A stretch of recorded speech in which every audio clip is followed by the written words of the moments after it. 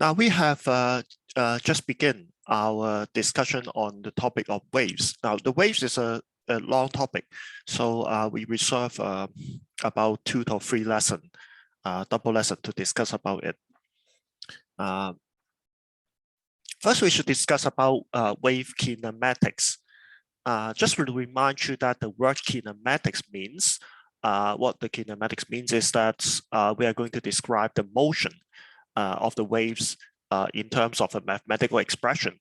But we are not going to, at this moment, we are not going to relate the motion with force. The relations of the wave motion with force with Newton's second law will be discussed in a session of dynamics.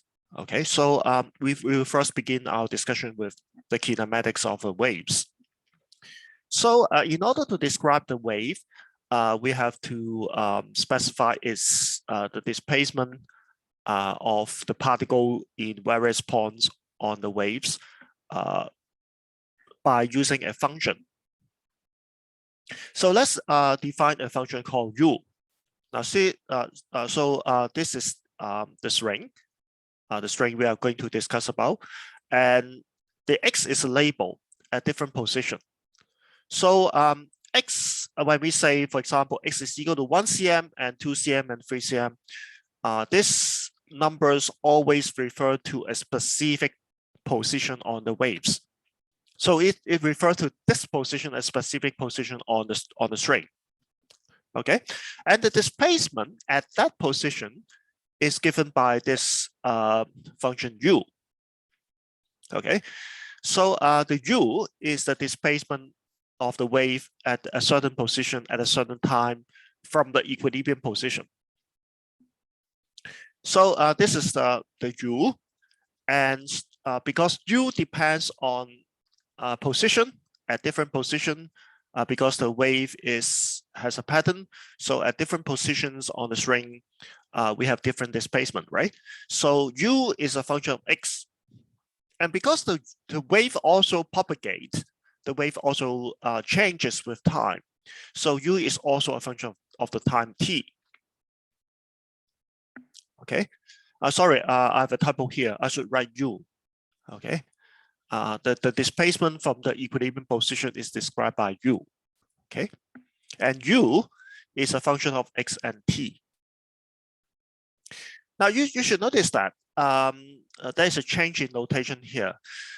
When we discuss about particle motion, we always use the symbol x to denote the position of a particle. Okay, so when we discuss about particle motion, x is the position of a particle, and that position will depend on the time t. So x is a function of time when we discuss about particle motion. But now, my x is no longer referring to the position of a certain particle, the displacement of a certain particle is not that displacement. Now we refer u as a displacement. And x is just a label. It labels different part of a string. Okay, so when we say about x is equal to 1 cm or 2 cm or 3 cm, we always refer to a specific position on the string. So here you can see x is an independent variable. So u is a dependent variable. It depends on x and t, and x and t are both independent variable. And x and t are actually independent of each other. Okay, so now when you study wave, you should consider x and t as being independent, and x is no longer a function of t. Now, why are they independent? The reason is clear, because you can always refer to different position on the string and at different time. You can specify any position on the string and look for the displacement u at different position and at different time. And the two variables are just independent. You can choose what position you look at, and you can choose what time you are looking at it. So x and t are just not related to each other. And the function u depends on both x and t. If you choose to look at the waves here at a certain time t, you get specific u. Okay. Now we assume without proof that the motion of a sinusoidal wave is given by this expression. Okay. U is function of t, x, and t. So what are the dependents? Now we can see that you have a amplitude here. U naught is the amplitude of the wave, and it depends on the cosine function. Now, but the argument inside the cosine function is not that simple. It depends on x and t as follows. It depends on x and t as kx minus omega t, where k is a constant called the wave number, and omega is another constant called the angular frequency. Or I think omega you already learned before. It's just the angular frequency of the wave, but k is a wave number, and we will show you later that this k is actually related to the wavelength, of the wave. Now you may also use a sine function instead of a cosine function. That doesn't matter. That amounts to changing the initial position of the wave only. Okay, and you can also add a phase. If you specify a general phase phi here, by taking a different value of the phase phi, you can adjust your coordinate origin, or you can adjust the zero time of your wave. Now this is called a sinusoidal wave because it varies with space sinusoidally, and so that's why it's called sinusoidal wave. Now let's look at the solution in more detail. Now this is the amplitude. This is the u naught. It specifies how large the wave vibrates. The k is called the wave number, and omega is called the angular frequency. And the and this combination k minus omega t, we usually call it the phase. Now let's take a snapshot of the wave at time 0. Okay, suppose now we put the time to be 0, and that is equivalent to using a camera. For example, you use a camera to take the picture of the wave, to take a snapshot of the wave at time 0. Okay, so that means you freeze the time. You are looking at a particular time and a different position along the string. Okay, so imagine now you have a camera, and at time 0, you take a picture of the wave, and this is what you get. Okay, now you can just put t equal to 0 in the expression, and what is result is a u that depends on x only at time 0, and that is given by u naught cosine kx, because we have put t equal to 0 here. Okay, now this is a simple cosine function, and of course the amplitude is u naught, and there's a peak at x equal to 0, because cosine 0 is 1. So at x equal to 0, you have a peak, and then the u varies as a cosine function. And the wavelength lambda of this wave is the distance between successive peaks or trunks of the wave. Or you can say the distance between adjacent position on the wave with the same phase. Now, so this is the lambda, this is the wavelength. Okay. Now, how do we relate the wavelength with the wave number k? Now, you consider if x is changed by a wavelength. For example, if I change x from 0, which is here, the first peak, to lambda, okay, which is here. Okay, if I change h to lambda, which is here, then the cosine function should go through a complete cycle, and the cycle of a cosine function is 2 pi, right? The wave, the function change complete a cycle in 2 pi or 360 degrees. So that means k multiplied by lambda is equal to 2 pi. Okay, and you can now solve for k. So the wave number k is actually related to the wavelength by k equal to 2 pi over lambda. So essentially, the k, what we call the k wave number, is nothing new, but it's just the reciprocal of the wavelength multiplied by 2 pi. Okay. Now we can also consider the motion of a specific part of a string. For example, x equal to 0. Now this is not different from the snapshot. For the snapshot, we are looking at a particular time. We are looking at the waveform or the wave pattern at a particular time. But for this consideration now, we are looking at a specific position. Say, for example, t equal to 0, x equal to 0, and we monitor the motion of this point, how the motion of this point changes with time, and then we plot a graph of u versus t. Now this is for x equal to 0. I focus my attention at the point x equal to 0, and I record its motion over time. I record its up and down vibration over time, and then I plot a graph of u 0t against the time t. Now, so from the expression here, you can put x equal to 0 because you are looking at a particular point, but at different time t. Well, so I put x equal to 0 here, and I got this this function. U0t is equal to u0 cosine omega t. Again, it's varied as a cosine function, but it varies with time t now. So I plot a graph of u versus time t. And the distance between successive peak, because I'm looking at in a time domain, but not the space domain. So the distance between the successive peak of the wave is called the period.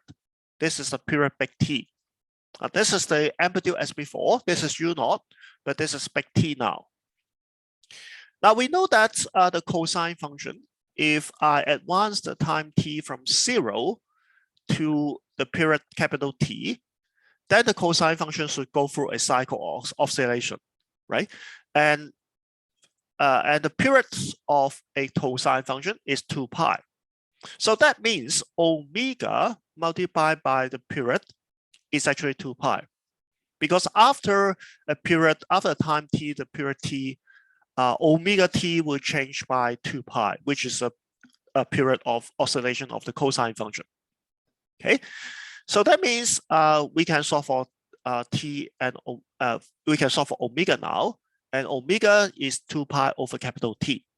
Now this is nothing but the angular frequency you learned in a previous study. When you learn about the harmonic oscillation, for example, the frequency or the circular motion, the frequency, the angular frequency, and the period, they are just related by the same way. So this omega is not new to you. You have seen this before in several times. You have seen this before in the circular motion. You also have seen this before in the simple harmonic motion. Now you see it in wave, and it has the same meaning. It actually has the same meaning of 2 pi over the period. Now, so what you can see is that in each part of a string, for example, now we set it at t equal to 0, you can see the displacement varied with a cosine function, and that is the typical simple harmonic motion. So if you are looking at the different position on the string, if you are looking at a specific position on the string, then you will find that that point will vibrate up and down, and that exhibits a simple harmonic motion. Now, different part of the string will have with a simple harmonic motion with the same frequency. They just differ by a phase. Okay, if you put x equal to 0, then you have a cosine omega t. But in general, if you say you are looking at another specific x naught, then you have a kx naught equal to a constant, and the cosine function will vary as kx naught minus omega t. So you introduce another phase to the phase factor. And so the 2 point, when you look at the x equal to 0 and x equal to x naught, you can see the 2 point will be vibrating in a simple harmonic motion, but they are not in the same phase. They are different by a phase of kx naught. Okay, so this is what the equation means. But for every point, they vibrate at a simple harmonic motion. They just vibrate at different phase only. Okay. So the relationship between omega t for each part of the string is the same of that of SHM. And that explains why you have the same relationship. of omega nt, just like a simple harmonic motion. Now let's do a more complicated thing. Instead of looking at a specific time t now, we look at how the wave evolves through time. Suppose we look at the wave at first at time t equal to 0, and this is a graph we got, right? We got it before, right? And at a certain time t, the time has passed, the wave propagate forward. Suppose it propagate to this position, okay? It propagate to a new, we follow the peak. Initially, the peak is at x equal to 0, but after a certain time t, it propagate forward to a new position, which we call x. Okay. Now we look at the expression cosine kx minus omega t now. Now, so at the time t, where's the peak? The peak is at x. Now. So I claim that the phase kx minus omega t takes the same value, and that is 0 for the peak shown. Because if you need a peak to be here, you need the cosine function to be at the maximum. And the only way to make the cosine function to be maximum is the argument kx minus omega t being equal to 0, or a multiple of 2 pi. And since we are following the first peak, kx minus omega t is always 0 at the first peak. So in order to find out what this x is, we just put kx minus omega t to be 0. And that means we are following the peak all the way from x equal to 0 to here. Okay. So we can now put kx minus omega t equal to 0 to see where the position of the peak is, the first peak is at the time t. Okay. So we can solve for x over t now. X is given by omega over k multiplied by t. Okay, so this is the position of the first peak at time t. But we can also divide x with t in this expression, and that will give you the wave speed. Now, because x is the position of the first peak at time t, right? So that means the wave has traveled a distance x in a time t. So x divided by t is just the wave speed. And we find from this expression that the wave speed x over t is just equal to omega over k. So we find the wave speed in terms of the two constants, omega and k. Now, it is not surprising that omega over k will give you the wave speed, because we know what is omega and k. We express omega in terms of the period capital T, and we can express k in terms of the wavelength lambda. When we substitute omega equal to 2 pi over t and k equal to 2 pi over lambda, we find that omega over k is in fact equal to lambda over capital T. But lambda over capital P is obviously the wave speed, because the wave propagates forward by a wavelength lambda in a period. The period is t. So the wave speed is the distance moved forward, which is lambda divided by capital T, right? So that means lambda of t is the wave speed. Or you can change the period t 1 over t to the frequency f, and that returns you with the formula that you learned in high school. This is the wave equation you learned in high school. The wave speed being equal to the frequency multiplied by the wavelength. Okay, so this expression omega over k is just another way to spell out this statement. So you can also call this a wave equation. Omega over k equal to v is just equivalent to saying that the f of f multiplied by lambda is equal to v. They are just equivalent to each other. Now you can also follow other peaks. In our discussion, for the ease of our discussion, we assume that we are following the first peak, right? We are following the first peak forward, but you can also follow other peaks. Instead of putting kx minus omega t equal to 0, if you put it as kx minus omega t equal to n multiplied by 2 pi, where n is an integer, then you follow the other peak. For example, if you put n equal to 1, you probably will be following this peak. And if you put n equal to 2, you will probably following the second peak, and so on and so forth. Okay.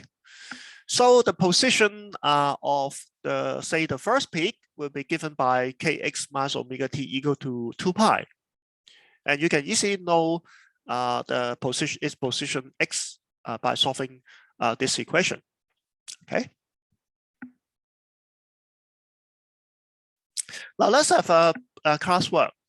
I just want you to wake you up, and I just want you to get familiar with the basic expression. Suppose we have the u given by this expression. And so I would like you to find out the amplitude, the wavelength, and the period and the speed of the wave. So how do you find it? I just give you 1 minute to do it. I think you can just write down the expression. The answer is actually given here, so you don't need to use a calculator. You just need to make sure that your expression is correct. Okay, I just will give you 1 minute to write down.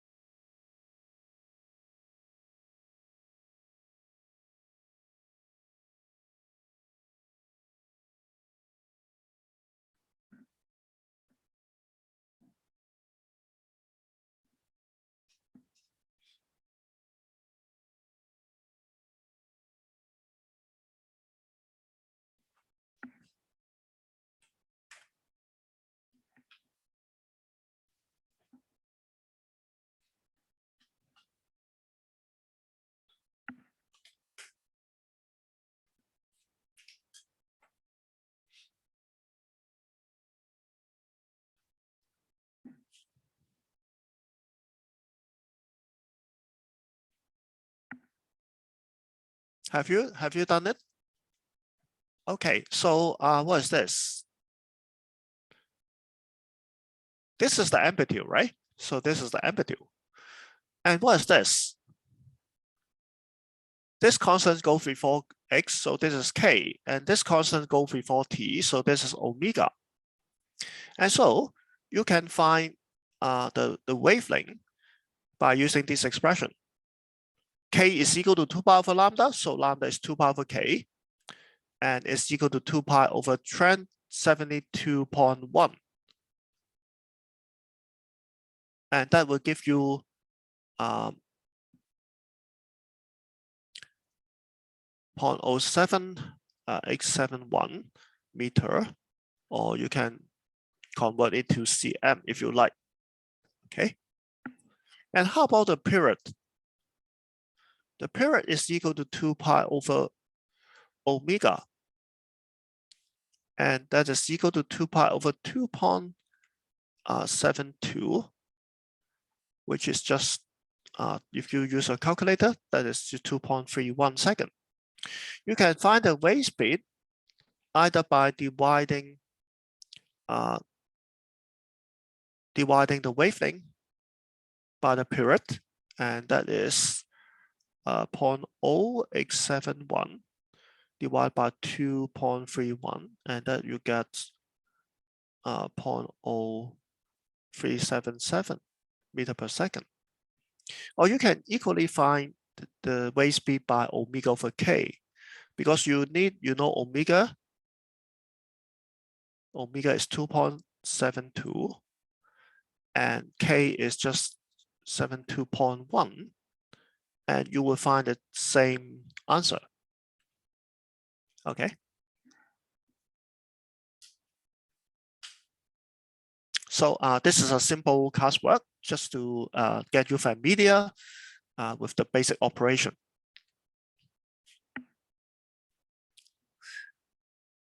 Now in our discussion, in our previous discussion, we followed the first peak. We said kx minus omega equal to 0. And that means the x is no longer a general x. For the x in this expression, we refer to the x as the position of the first peak at a certain time t. So the x, the position of the first peak, is given by plus omega over kt, or you can say because omega of k is a wave speed, so you can say it is equal to plus vt. And of course, this is true because the waves propagate forward with speed v, right? So vt will give you the position of the peak. Okay, and obviously the peak now moves to the positive x direction. Okay, and so the wave is actually traveling in the positive x direction, and that is to the right. Now, how about if I use a plus sign instead of a minus sign here? Now, you may wonder why I use a minus sign for the phase. Why I write kx minus omega t, but not kx plus omega t? Now we try a plus sign. Okay, we try a plus sign. Again, we follow the first peak. Okay, we follow the first peak. And so we set kx plus omega t equal to 0. And so we can solve the position of the first peak as equal to minus omega over kt. And because k and omega are by definition positive, so this quantity is also, the wave speed is also positive. And now the position of the first peak now has the negative sign. And that means the peak is now moving to the negative x direction. So the whole wave is actually also moving to the negative x direction.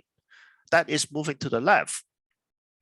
Okay, so a plus sign here between kx and omega t is just change the direction of motion of the waves. If you have kx minus omega t, the wave propagates forward. It propagates to the positive x direction. While if you have a plus sign, if you have kx plus omega t, the wave now propagates to left. It propagates to the negative x direction. So you can specify the direction of the wave by changing this sign. Now, it is in general possible to add a sign for example, before the k. You can choose the minus k or plus k. That equally works. Now, so in the end, if you also adhere a sign to the k, in the end, you will find that the propagation direction would depend only on the relative signs of omega and k. Okay, if omega and k are opposite sign, if they carry opposite sign, if you have the sign before k as positive and before omega as negative, then the wave will be propagating to the right. And if you have, for example, in this example, you have k and omega both carry a positive sign, you have the k and x at the same sign, that means the wave will propagate to the left, will propagate to the negative side. Okay, so so let's have a simple example.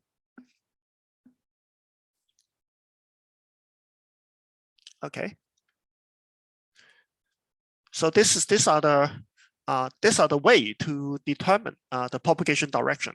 You look at the relative sign of omega and k. If they are opposite sign, then the wave propagates to the positive x direction. If they are of the same sign, then the wave propagates to the negative x direction. And how about if I now adhere an arbitrary initial phase? If I here find a phase of phi here. Now, suppose for simplicity, I assume phi equal to 0. So a plus sign will give you a positive initial phase here. And a negative sign will give you a negative initial phase. Now, it corresponds to nothing. We already have discussed it before. If we are looking at time t equal to 0, we don't have this the middle term, right? So it becomes kx plus phi, and in the second expression, it becomes kx minus phi. And we have already discussed this before. Adding an initial phase phi, that only corresponds to shifting the whole wave to the negative x direction. By how much? By phi over 2 pi multiplied by lambda. Okay. Now imagine, do you remember when we discussed about simple harmonic motion, right?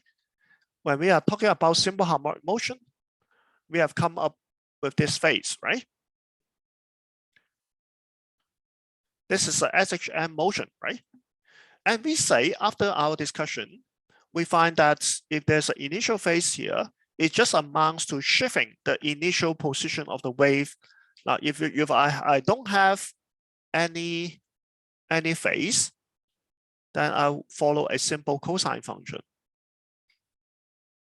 Okay, if I now have a phase and the phase is positive, then only amounts to shifting the whole curve to the negative side by how much?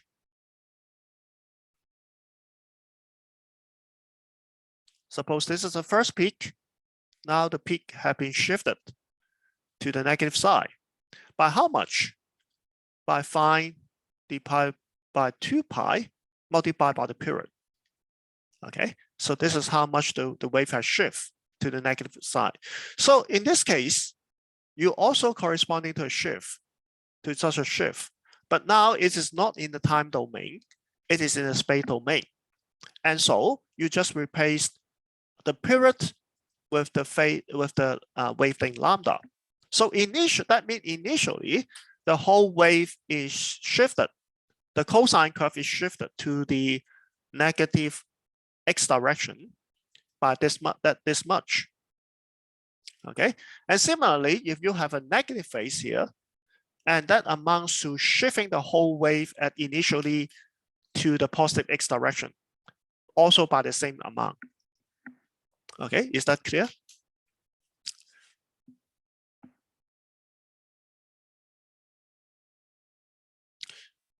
Now, having learned these properties, then we study an example. Suppose we have such a wave, kx minus omega t minus pi. So can you stretch the initial wave pattern, the UX graph, and what changes did the phase shift of minus pi bring about to this expression? And also we have another wave now. This is U2. It consists of minus kx. It has a phase that goes at minus kx minus omega t. You are required to sketch the initial wave pattern and specify its direction of travel. Okay. Now I also give you 2 minutes to do it. Please let me know.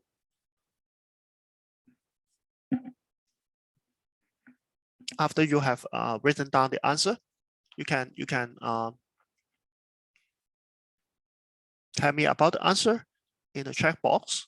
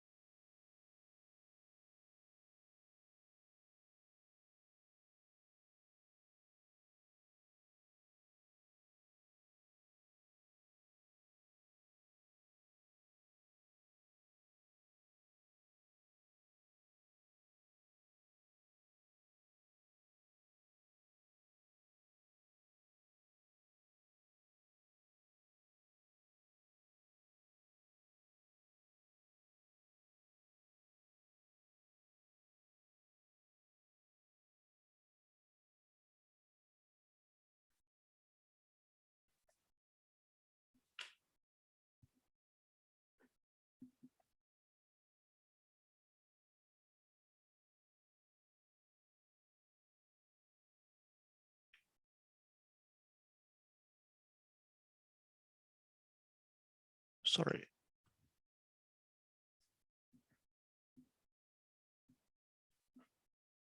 Have you got the answer? Now let's do it together. Now first we consider the initial wave pattern of this wave U1. Now U1, if I consider the wave pattern at time 0, this will be U0 cosine kx minus pi.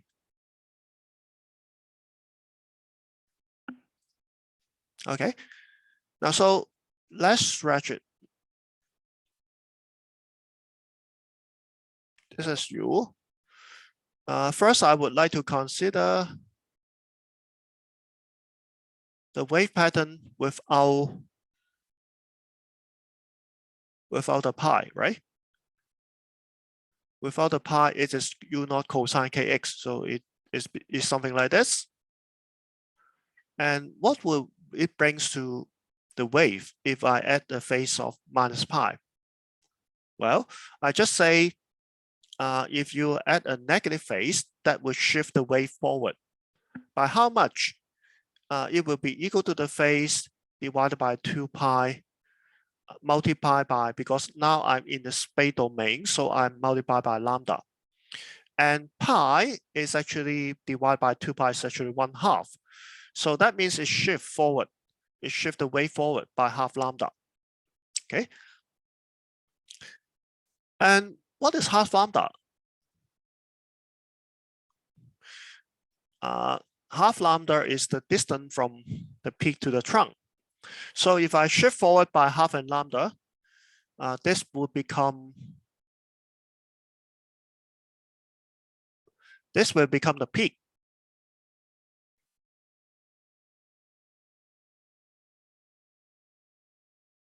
And here we will have the trunk now. Instead of the peak, we now have the trunk.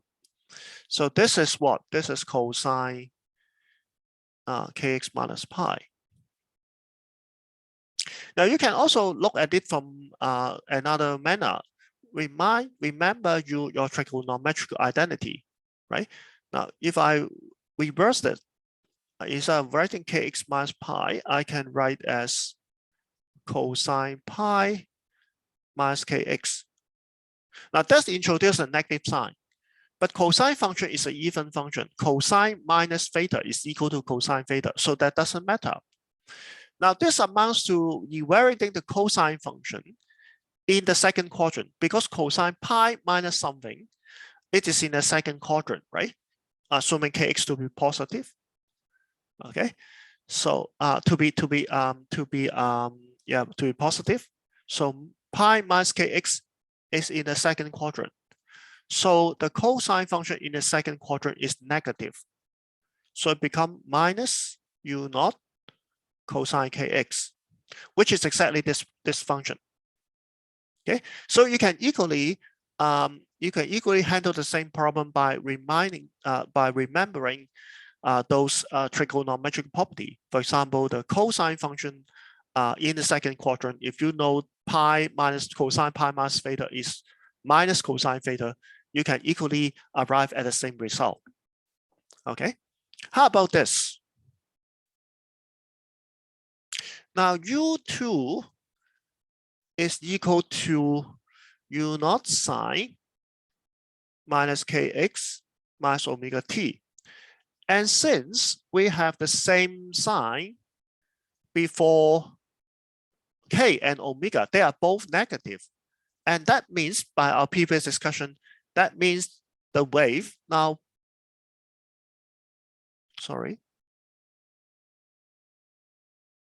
propagate to the what direction? Negative x direction.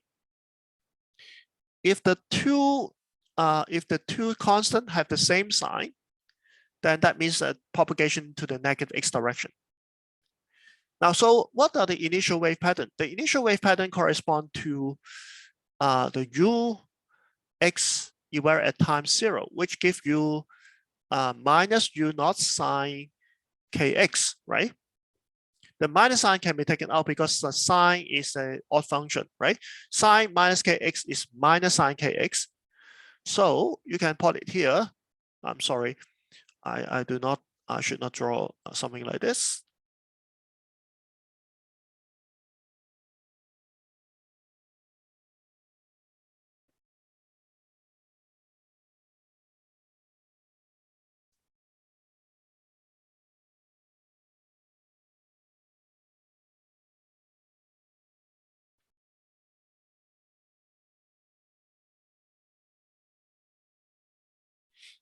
Now the minus sign, what is that function? The sine function goes up from 0. So the minus sine function goes like this.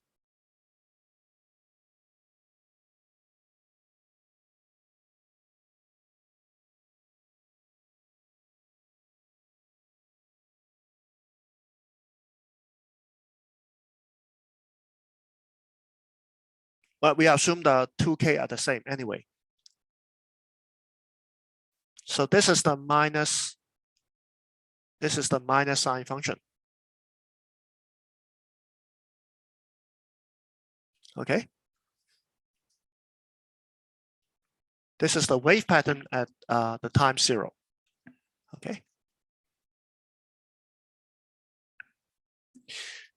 Now we did discuss a special case of the wave, namely the wave goes as a cosine function or sine function, and inside that cosine or sine function, we have the combination of kx minus omega t or kx plus omega t.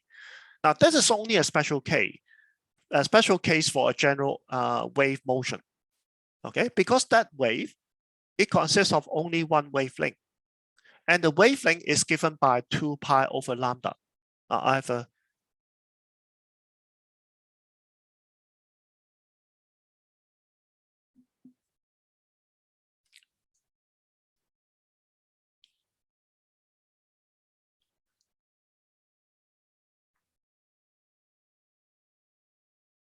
sorry, I have received a message from Chen Junwang. Okay.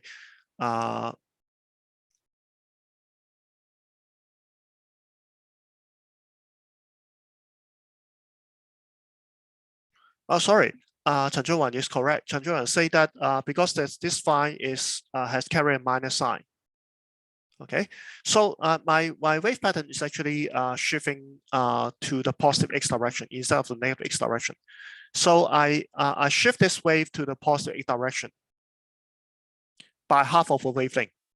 So I add half of a wavelength to this pattern, I got this pattern. And the wave is now propagating in the positive x direction. Yeah, you are correct.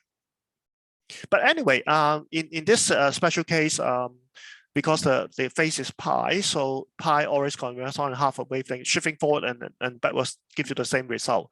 But you are correct in saying that this is minus pi, and show the wave should be initially shifted forward by half of a wavelength.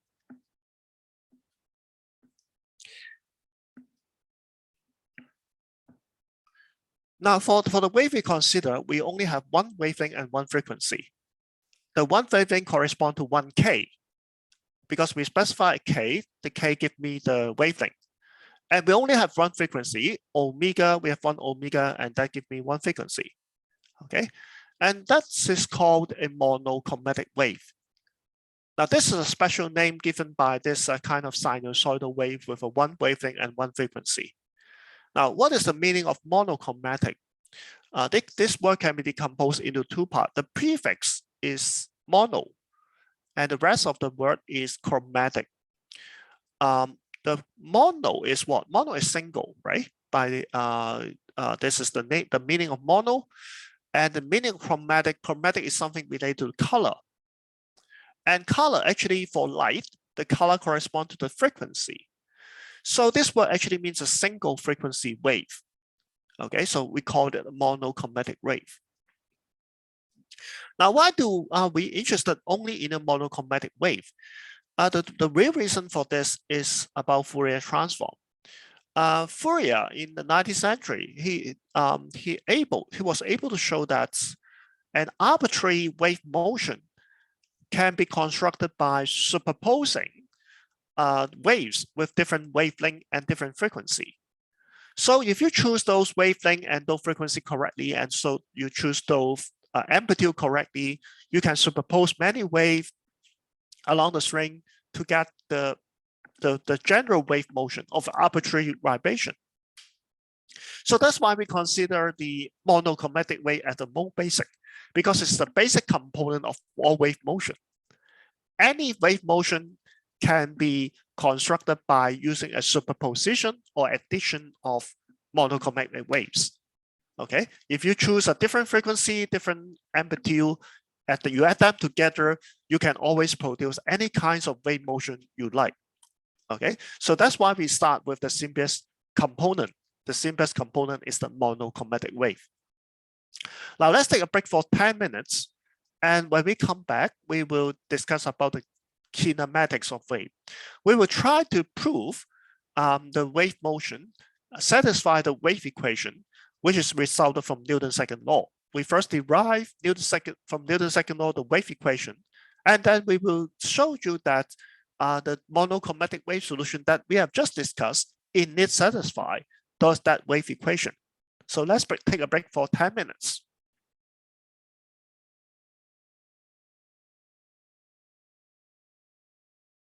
Before proceeding further, I would like to make two announcements. The first announcement is that you probably have noticed that on Tuesday, I released homework 9. And the homework 9 should be submitted next Tuesday. We normally submit homework on Friday, but for the last 2 homework, we prefer to do it on Tuesday. The reason for this is I want to make sure that you can obtain all the homework solution before the examination. If I want you to submit the homework 9 on next Tuesday, I can release the last homework, which is homework 10, or also on next Tuesday. And so you can submit the homework 10 the next Tuesday, the Tuesday after next week. And so you will have sufficient time to prepare for the examination on Thursday, the week after. Okay, so that's why I require you to submit the homework earlier this week. The second thing is about let me see.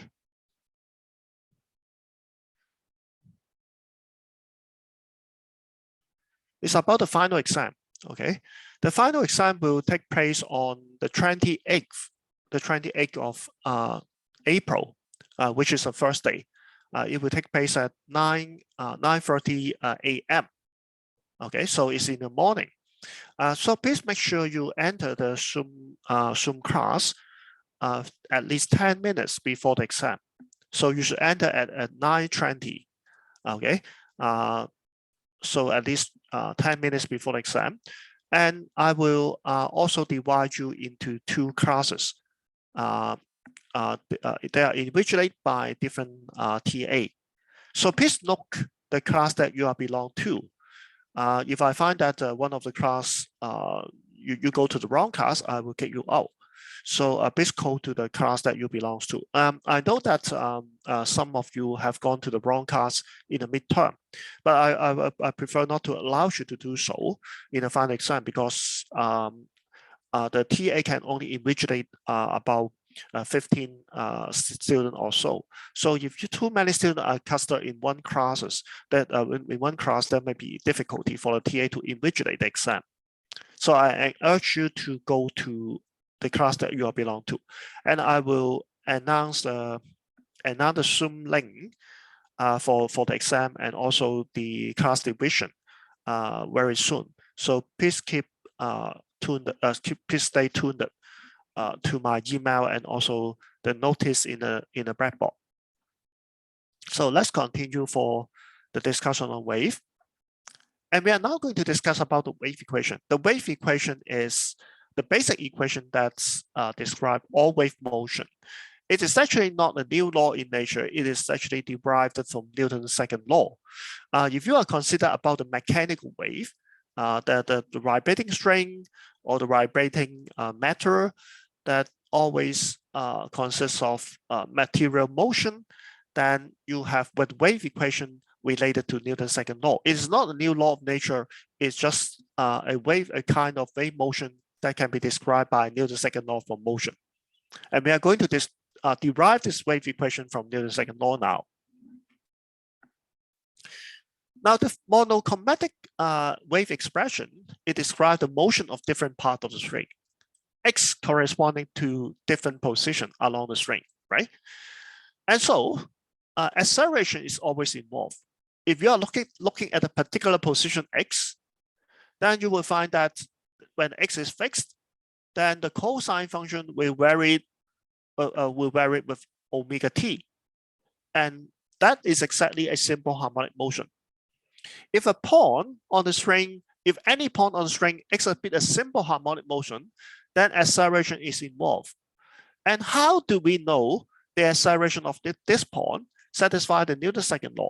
Because if acceleration is involved at that point, there must be forces acting on that point, right? And how do we know that the forces that is produced by the other part of the string at that point is actually satisfy the Newton's second law? That is our concern. So this is a basic motivation for us to derive the wave equation now. Now, to derive the wave equation, we actually have to make some simplification. And this simplification are the approximation that holds when the vibration of the string is not, the amplitude is not large, is sufficiently small. We suppose the string is under a certain tension. And the tension force T should be the same in the whole string. The angle that the string makes with the horizontal direction may vary because there's a wave pattern, right? So the angle that is mixed with the horizontal direction, it makes with the horizontal line may vary, but we assume the tension over the whole string to be the same. That is our basic assumption. And we assume the string to be uniform, having a mass per unit length of mu. This is the mass density, the linear mass density. It is a mass per unit length. If you have a uniform string, then the total mass is capital M and the total length is capital L. Then the mass density or the mass per unit length mu is simply the total mass M divided by the total length capital L. Okay. Now we also assume that the displacement at any point on the string is small. So U is actually much smaller than the length of the string. So we assume that this displacement U is relatively small. For large displacement, we find that the displacement will not satisfy the so-called linear wave motion equation. So we will not consider this complicated situation in our course. Now, in order to start from Newton's second law, let us consider a small part on the string, and we call this part to extend from the position x to x plus delta x. So the width of this part is actually delta x, right? So we'll consider the red part now. The red part extends from x to x plus delta x. And it's easy to calculate the mass of this part. The mass of this part is simply the density, the linear density, the mass per unit length, mu, multiplied by delta x. Okay. Now, you may wonder, since this part may be tilted at an angle, why you can write as mu delta x? The reason is the angle of tilt is small. Right? If the angle of tilt is small, then the angle theta is small, right? So the difference between the tilted length and the horizontal length is they just differ by a factor of cosine theta. And if the angle is small, if the theta is small, then cosine theta is equal to 1 minus theta squared over 2. And if theta is small, the theta squared can be neglected. And essentially, the cosine theta is just 1. So you can neglect the difference between the tilted length and the horizontal length. Okay, so we simply multiply the delta x by mu to get the mass of this part. Now we consider the force on the left side. Okay, we take this part and we consider the force acting on this part due to the rest of the string. Now we know the tension force act along the string, and the tension force is always constant. the tangent force has a constant magnitude, and that magnitude is given by tau. So at this position, I have the force F1 that acts tangential to the string at this point. And the force F1 has a magnitude equal to tau, and tau is the same over the whole string. Now, I further suppose that at this point, at the left side of the red part, the tangent force now makes an angle, theta 1 with vertical. So theta 1, you see, is the angle that the force, the tangent force make with the horizontal direction. Okay. Now, so what we are interested in is the vertical direction of the force, the vertical component of the force. Why? Because I know eventually this part of the string is not moving sideways, right? It is moving up and down. It is accelerating up and down, and it exhibits a simple harmonic motion. So that means the net force acting on that part is not in the horizontal direction, but in the vertical direction. So what I'm interested in is not the horizontal direction of the force. The horizontal direction of the force is essentially the tangent tau. But I'm interested in the vertical net force acting on that part of the string. So that's why I resolve the y component. The y component is the upward component. And now I resolve the upward component of the force as tau sine theta.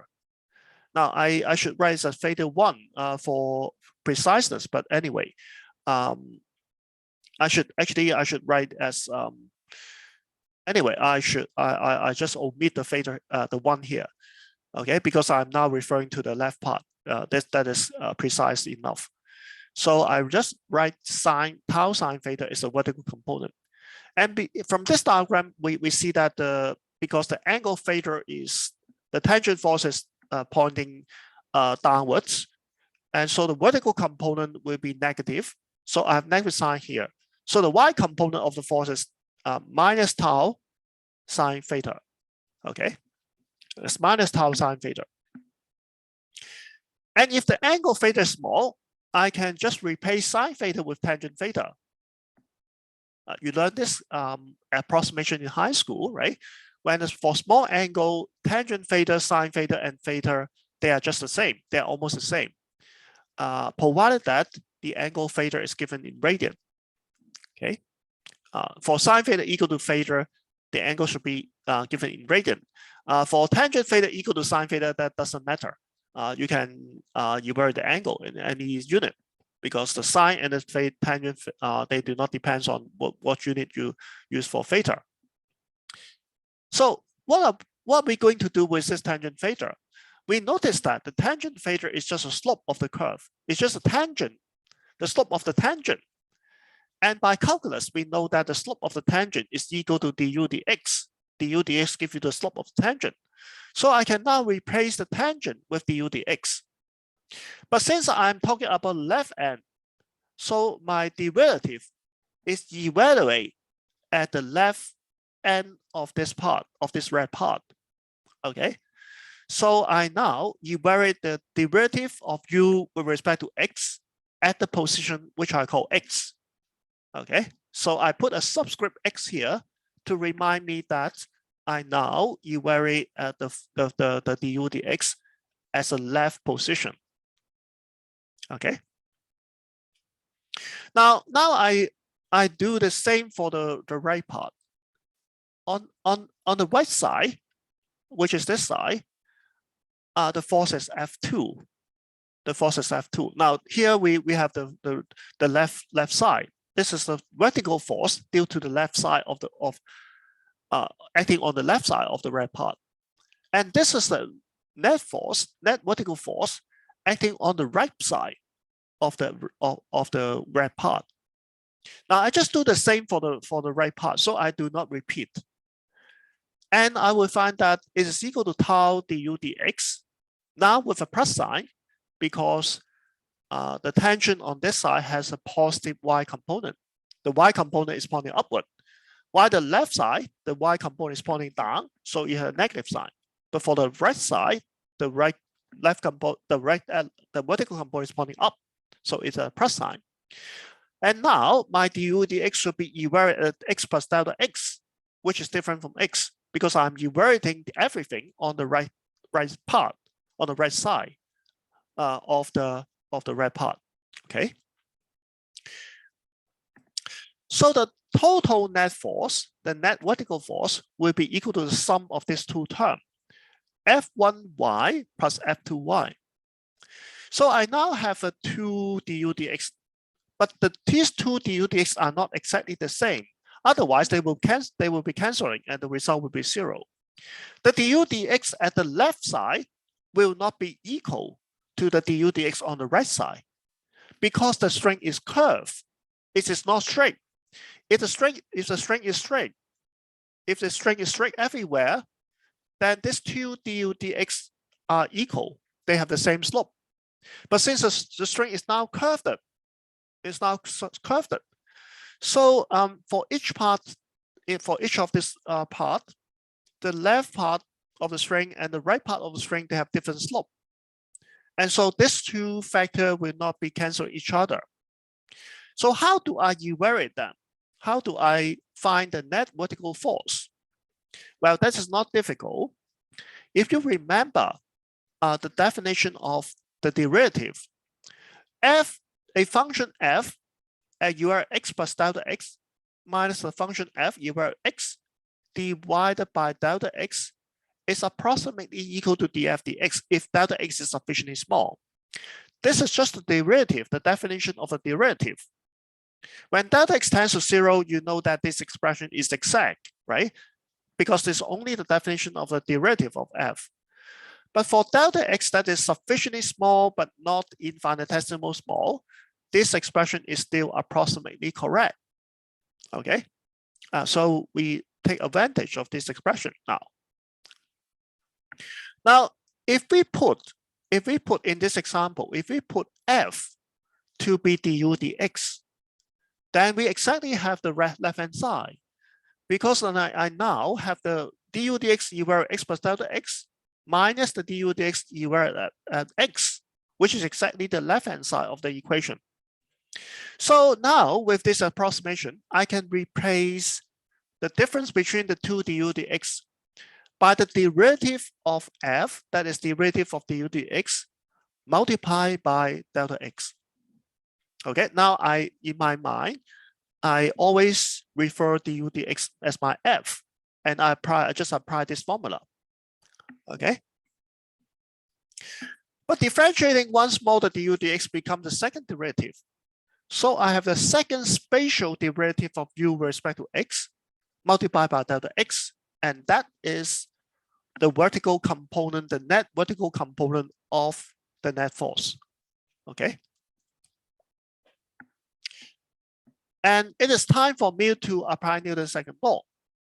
I know the vertical component of the net force,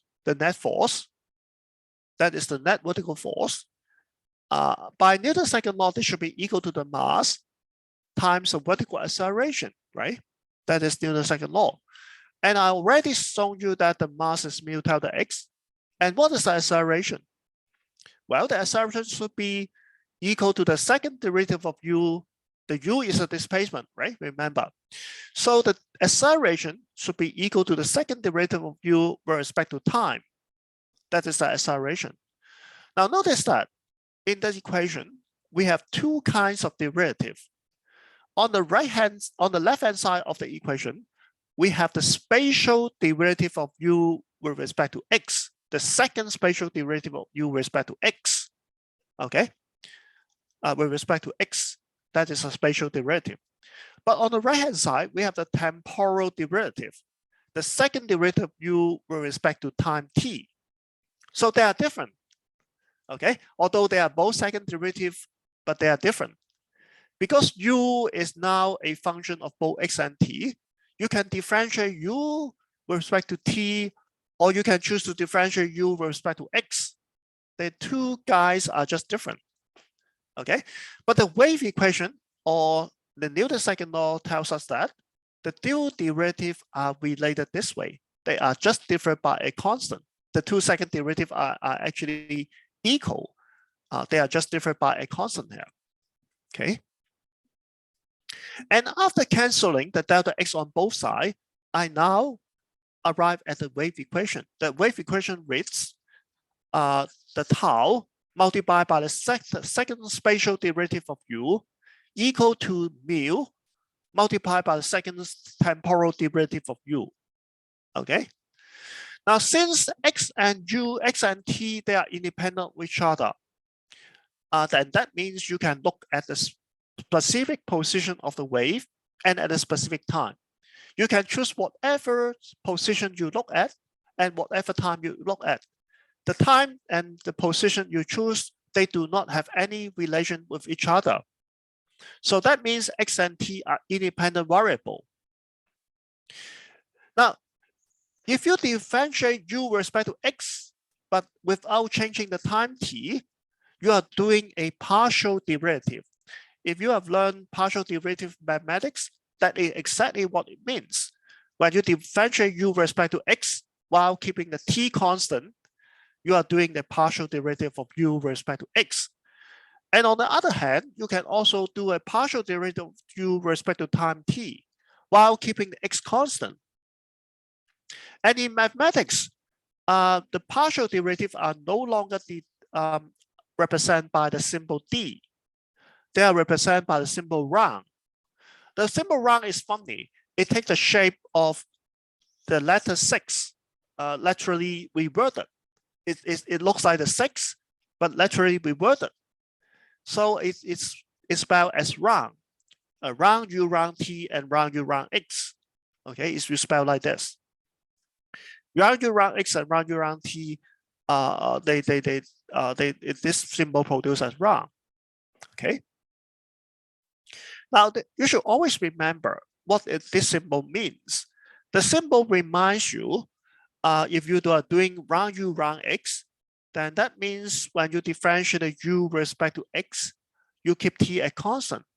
And on the other hand, if you are trying to do round u round t, then you simply differentiate the u with respect to t while keeping the x constant. You remember the x and the t are the independent variable.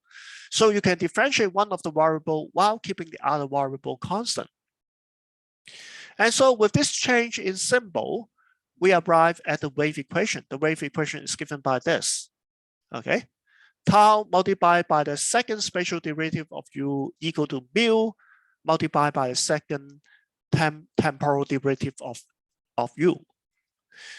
And what remains is to prove that our plane wave or monochromatic wave solution in it satisfies the wave equation. That is our ultimate goal now. Now this wave equation is rather general because it's applied to all string vibration. As long as the amplitude of vibration is small, this wave equation applies. But we have to also to show that our sinusoidal wave or our monochromatic wave in fact satisfy this wave equation. So this is allowed, our solution is actually allowed by Newton's second law to propagate along the string. That is that's what we want to show. Now, how do we prove it?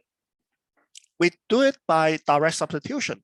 We just substitute this solution into the wave equation to see if both sides of the wave equation can be satisfied, can be made equal for all time t and all position x.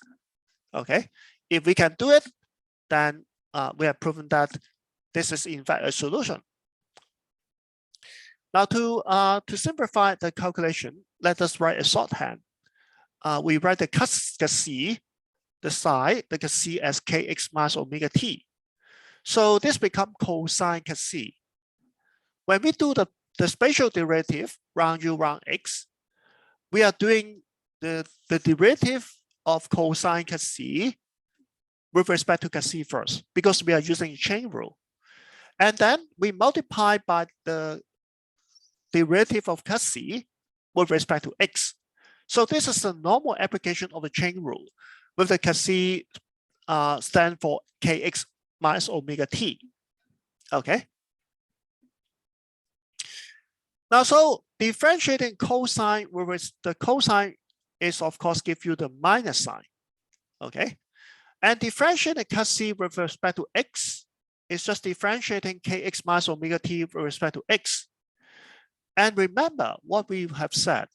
We say that when we differentiate with respect to x, we treat the t as a constant because x and t are independent variable. So differentiate t with respect to x is 0. And the differentiation of x only acts on the kx, and that gives me only a factor of k. So round C round x only give me a factor of k. And so the result will be minus u0 sine kx minus omega t multiplied by k. Now we can do the spatial derivative once more to get the second derivative. But the idea is the same. We don't need to do it again, right? We know the result. We know this chain rule. When you now have a cos and a sine function, you do the differentiation, you will get a cosine function. And by using a chain rule as before, you will find that after differentiating the kx minus omega t with respect to k, you get another factor of k. And so you have k squared. But there's also a minus sign. So you have minus sign minus k squared, u0 cosine kx minus omega t.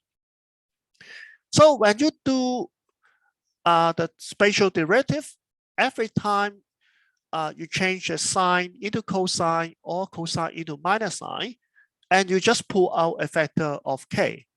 Okay, so that is general rule of doing this kind of differentiation. Now, how about the derivative with respect to time? Again, we write it as cosine cut c, and round u round t is round cosine cut c round cut c multiplied by round cut c round t. This is just a chain rule. This is just a chain rule. Okay. Differentiating cosine is a minus sign as before, and differentiating the cut c with respect to time just give you a factor of minus omega. Because x and t are independent variable, so round x round t is 0, and the time derivative acts only on the factor of only on the term of minus omega t, and that gives you a factor of minus omega. Okay, so the minus sign will cancel, and the result is u0 sine kx minus omega t multiplied by omega. Differentiating once more with respect to time, you get another factor of omega. The sign becomes a minus cosine. So here is the result. Again, when you do the time derivative, each time you change the sine to cosine or cosine to minus sign, and you just pull out a factor of minus omega. Okay, and the minus omega factor just come out by the chain rule. Now, so we have this second derivative with respect to space equal to this guy, right? This is what we have found, right?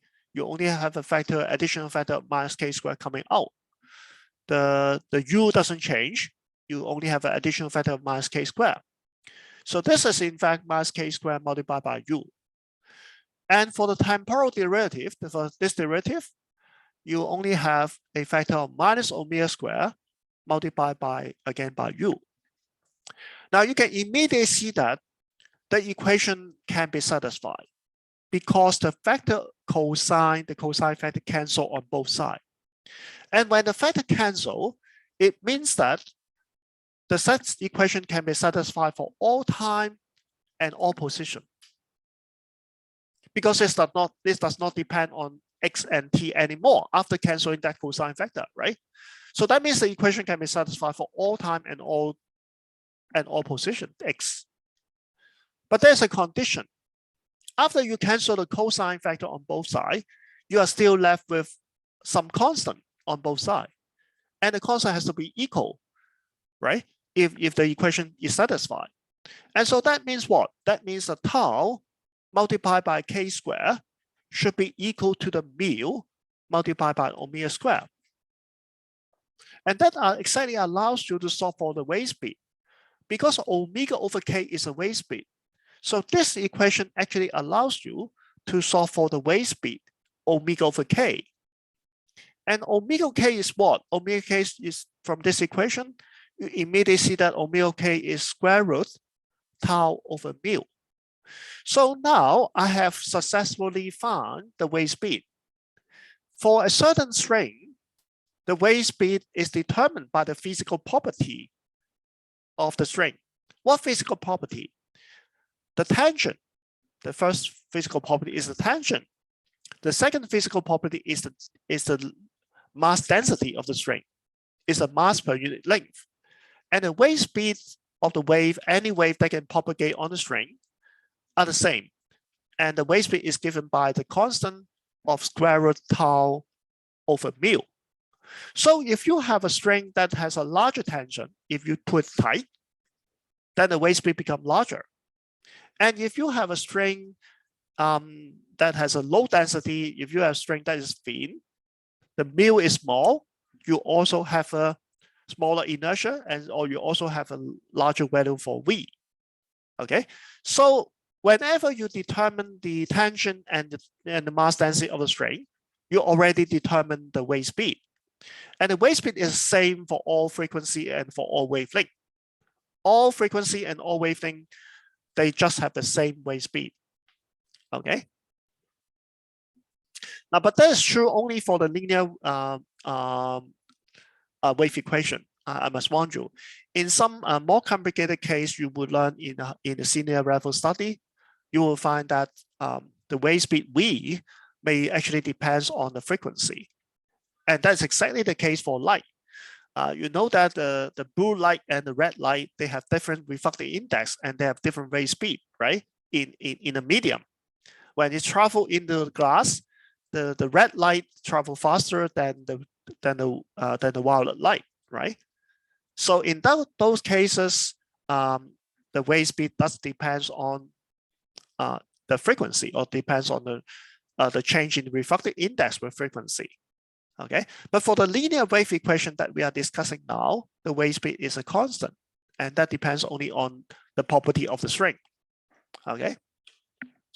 Now let us, because I know the wave speed is tau over mu square root, so I can rewrite the wave equation in terms of the V, in terms of the wave speed, and it reads round square u round x square equal to 1 over V square round square u round t square.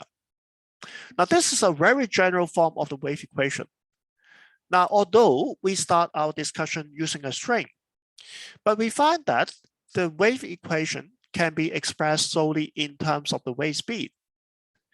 And in fact, for other situations, without not necessarily the string, maybe the vibration of a solid, or maybe surface wave on water, or wave motion in water, or whatever kind of wave like sound wave or electromagnetic wave even, we always arrive at the same wave equation.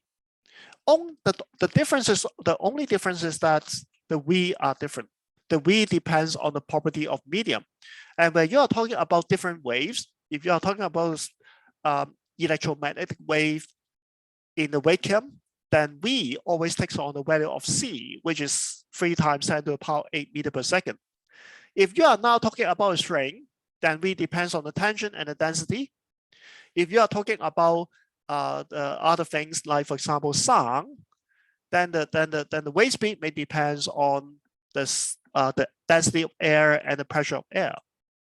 Okay, so all different kinds of wave, they have the same wave equation. They just differ by the wave speed, and the wave speed is determined by the physical property of the medium. Okay. Now let's look at the wave equation a little bit deeper, so that we have a better understanding of the motion. Now we derive the wave equation from Newton's second law, and the left-hand side essentially represents the net force, and the right-hand side is essentially the mass times acceleration. Now, do you remember this? Before we cancel the delta x on both sides, mu delta x is the mass. The second derivative with respect to time is the acceleration. And the second derivative with respect to space multiplied by tau multiplied by delta x is a force, right? So essentially, the second derivative with respect to space represents the force. Okay, it represents how large the force is. how large the vertical component of the force is acting on that part of the string. But you may wonder, why is the force depend on the second derivative? That's a string. The second derivative, spatial derivative, determine the force now. But why is this force depends on the second spatial derivative? Does it make sense? Now let us take a look at this picture. Now this picture shows a part of the string. And for simplicity, I assume the string to have a peak here. So this is the wave class. Okay. Now, so what is the slope on the left side? The slope on the left side, round u round x is larger than 0. And on the right side, round u round x is more than 0, right? Because on the left side, the slope is going up, so it's a positive slope. On the right side, the slope is going down, so it's negative slope. So the slope now changed from positive value to negative value. So the slope is decreasing with x. So that means the second derivative of the u will become smaller than 0. If you have a slope decreasing with x, then the second derivative will be smaller than 0, which means that the derivative of the slope is more than 0. The slope is decreasing, right? So you have the second derivative of u being smaller than 0. And what does it mean? It means that the vertical force, the y component of the vertical force is negative. Okay? It means the force is pulling you down. So you can see immediately when the string is curved like this, have a curvature like this, the two sides is now pulling you down. And when the string is more curved, have a larger curvature, the second derivative will be larger. And there will be a stronger force to pull your string downwards. And so that's why the vertical force depend on the second spatial derivative. Because the spatial derivative is specified the curvature. When the string is more curved, you have a larger force pulling you down or pulling you up, right? And so that's why it determines the vertical net force. Okay.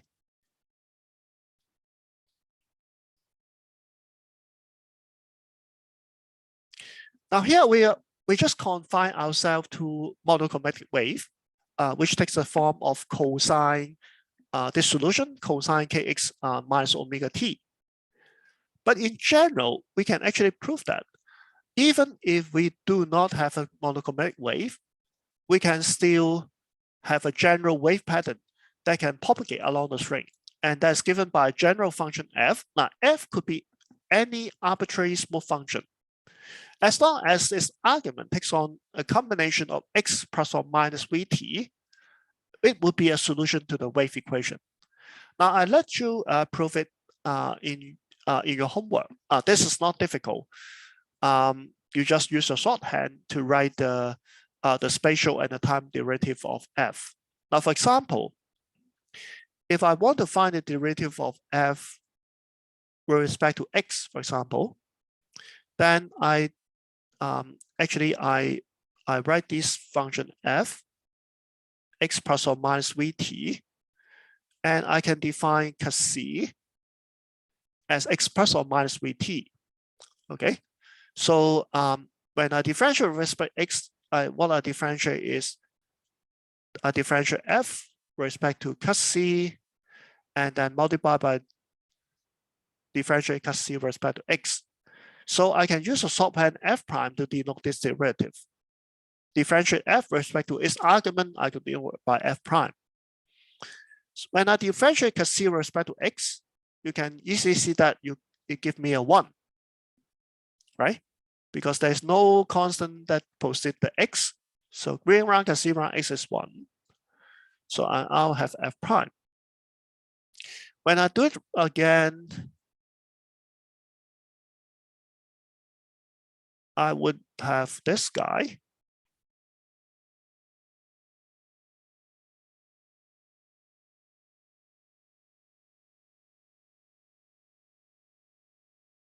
Right? So this become, if I write shorthand, this become f double prime. Again, this is 1, right? So I now get the, I now can find the first spatial and second physical derivative with respect to using f, the symbol f prime and f double prime. How about the time derivative? Now I let you do it yourself at home. You will find that it is equal to plus or minus v f prime. And for the second time derivative, it will be equal to what? It will be equal to v squared f double prime. Now you just apply the chain rule as before, as what I did before, to the time derivative, and you will find these two results. And you can actually make the second spatial derivative to be equal, sorry, this is t, to the second time derivative. And by imposing the two to be equal in the wave equation with a certain constant, combination of constant, you will be able to determine v again in terms of tau and mu, and you'll find the same relation as before. Okay, so you by doing this, you should be able to prove that the function f with the argument in this form indeed satisfies the wave equation. Okay.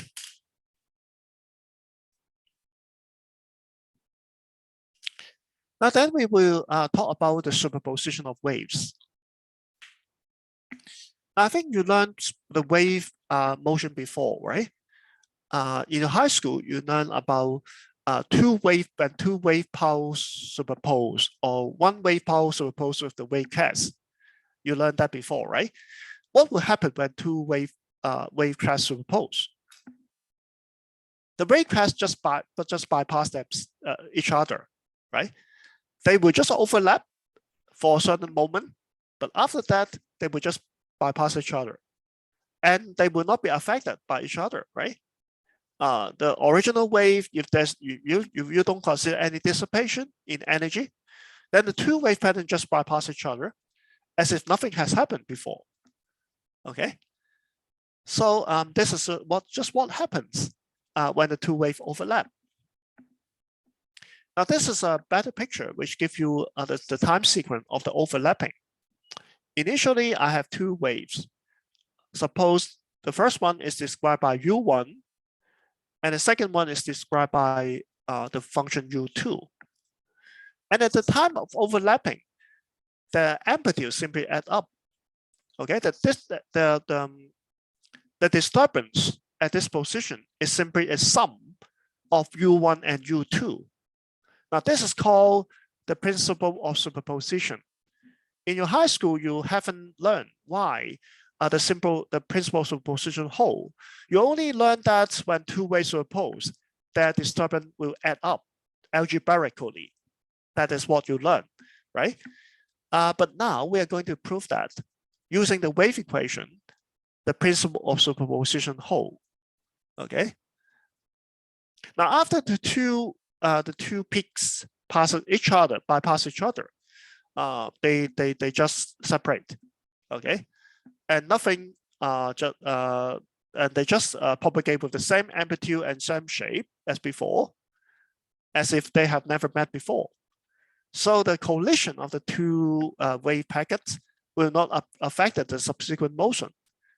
After the colliding with each other, they just propagate with the same form and the same speed as before.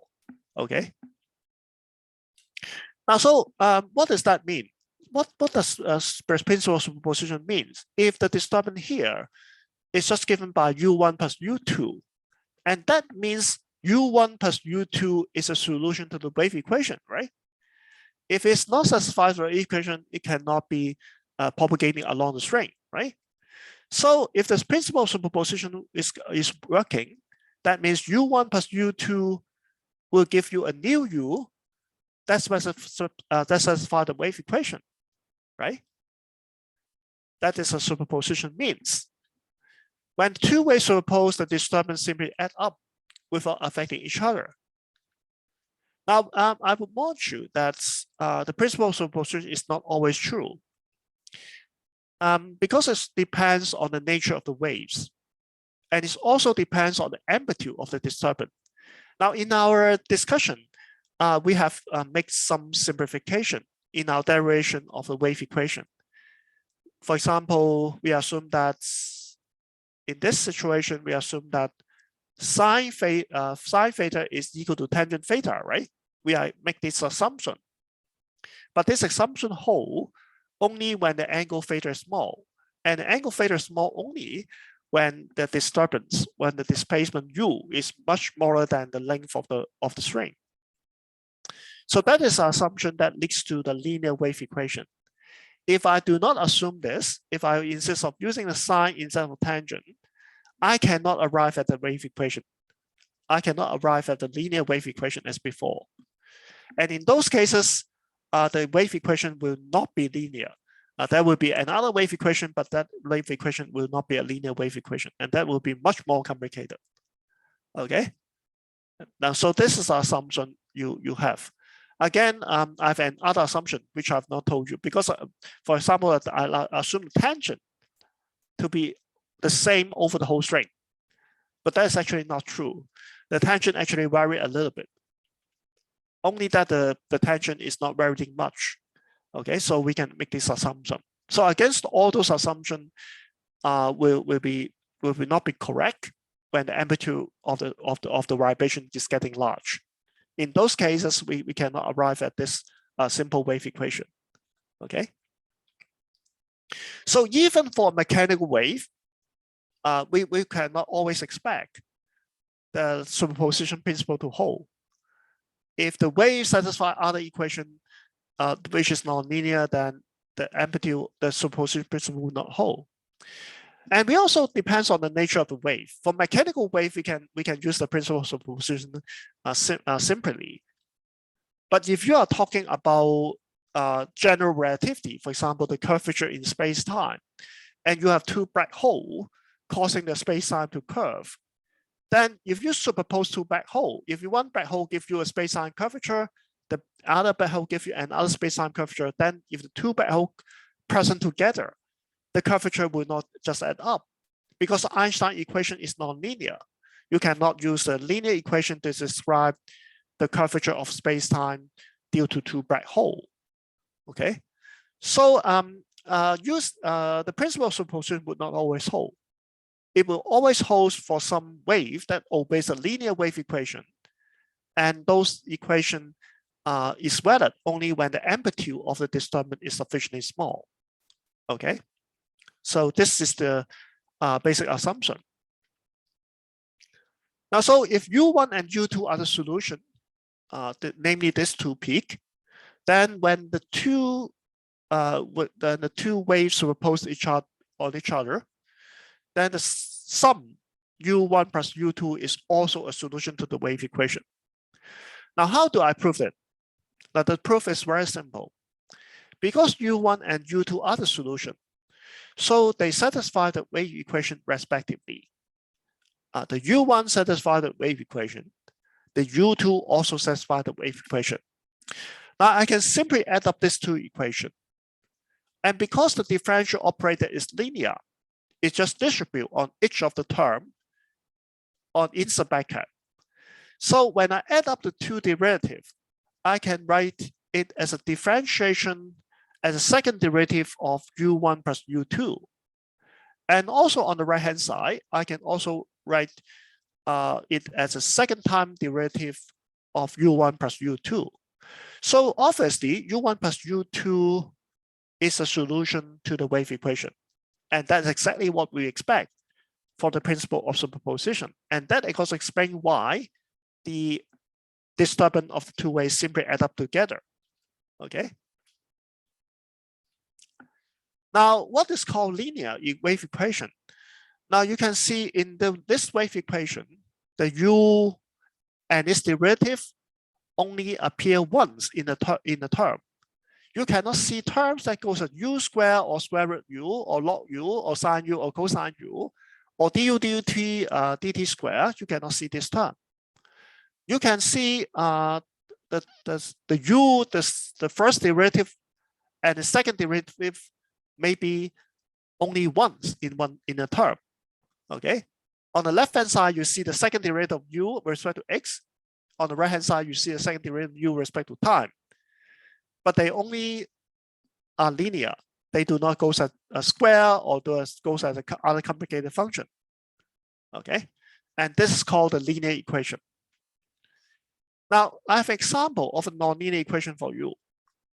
The linear equation can be made nonlinear by adding a square term.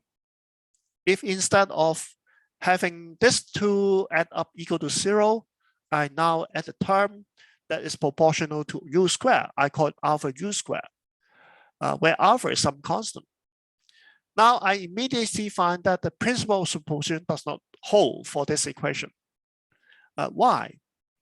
The answer is simple. Now I suppose u1 and u2, they are both solutions to this wave equation. Then I can write like this. For u1,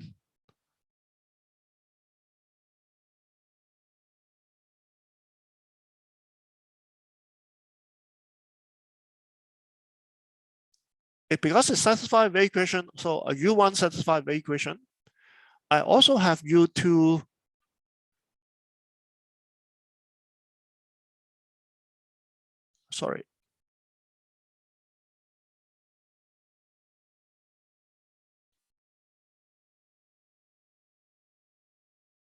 satisfy the same wave equation, right? But when I add up these two equations, I will find the following. Now the spatial derivative and the time derivative that just add up as before. Nothing changed. Sorry, this is t.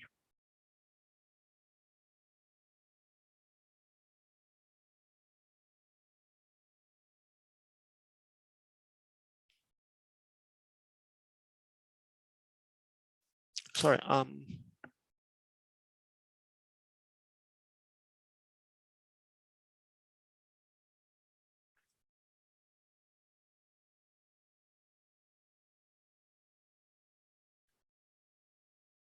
but I cannot simply add these two up.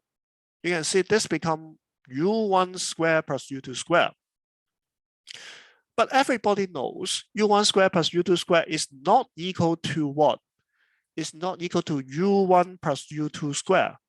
They are not simply not equal, right? If you can prove that this together with this and add up this term is equal to 0, then u1 plus u2 is a solution. But now it's not. It's not u1 plus u2 squared. It is u1 squared plus u2 squared, which is different from this. They differ by a term of 2u1, u2. So the two are not equal. And you cannot say u1 plus u2 is a solution now. It is simply not a solution. And so what? And so that means the principle of superposition will not hold for this wave equation. If you have wave propagating in a medium that obeys this wave equation with a nonlinear term, then when the two wave pulse superpose,